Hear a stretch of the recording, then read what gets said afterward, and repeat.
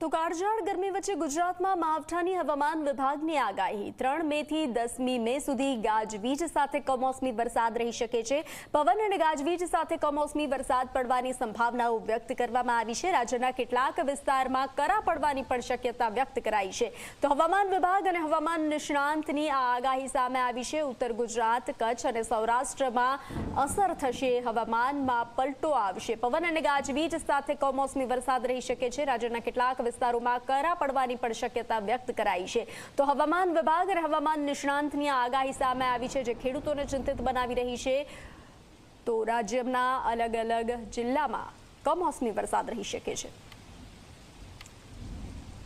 Light to moderate rain और light thunderstorm 30 से 40 kilometre प्रति घंटा पवन के साथ बारिश होने का संभावना है। इसमें जो डिस्ट्रिक्ट आ रहा है डे 4 में मतलब 3 मई में आ रहा है आपका कच्छ, बनासकांठा, साबरकांठा, और डे 5 में जो डिस्ट्रिक्ट आ रहा है गुजरात रीजन में बनासकांठा, साबरकांठा, अरावली, महासागर, दाहोद, पाटन, મહેસાણા, પંચમહાલ, વડોદરા और છોટાઉદેપુર। 3 મે 2025 થી લઈને 10 મે 2025 દરમિયાન રાજ્યના અલગ અલગ વિસ્તારોની અંદર તીવ્ર માવઠું થાય તેવી શક્યતાઓ છે। અત્યારે સામાન્ય રીતે જોવા જઈએ તો અરબ સાગરની અંદર મજબૂત એન્ટી સાયક્લોન સક્રિય છે, એ સાથે દક્ષિણ પાકિસ્તાન ઉપર સાયક્લોનિક સર્ક્યુલેશન બનેલું છે અને ઉત્તર ભારત ઉપરથી બેક ટુ બેક WD પસાર થઈ રહ્યા છે। આ તમામ પરિબળોને કારણે ગુજરાતના હવામાનમાં પલટો આવવાનો છે।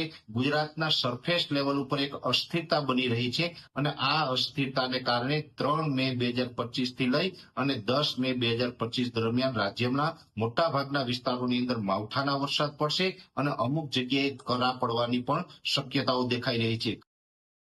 સૌથી વધારે આની તીવ્રતા છે એ ઉત્તર ગુજરાત, પૂર્વ કચ્છના ભાગો અને સૌરાષ્ટ્રના ભાગોની અંદર જોવા મળે તેવી શક્યતાઓ છે। ખાસ કરીને ઉત્તર ગુજરાતના જે ભાગો છે એમાં 3 અથવા તો 4 તારીખથી જ માવઠા પડવાની શરૂઆત થશે અને એમાં વાવ, થરાદ, બનાસકાંઠા, સાબરકાંઠા, પાટણ, મહેસાણા જેવા તમામ વિસ્તારોની અંદર આ માવઠું થઈ શકે છે। પૂર્વ કચ્છના ભાગો એટલે કે રાપર અને ભુજ, ભચાઉ જેવા વિસ્તારોની અંદર પણ 3 થી લઈ અને 6 તારીખ દરમિયાન માવઠાના ઝાપટા પડે તેવી શક્યતાઓ છે। અમુક વિસ્તારોની અંદર કદાચ કરા પણ પડી શકે છે। સૌરાષ્ટ્રની અંદર દેવભૂમિ દ્વારકા, જામનગર હોય, રાજકોટ, સુરેન્દ્રનગર, મોરબી, જુનાગઢ, અમરેલી અને બોટાદ જેવા વિસ્તારોની અંદર પણ 3 થી 10 મે દરમિયાન છૂટાછવાયા અમુક વિસ્તારોની અંદર માવઠાના ઝાપટા પડી શકે છે।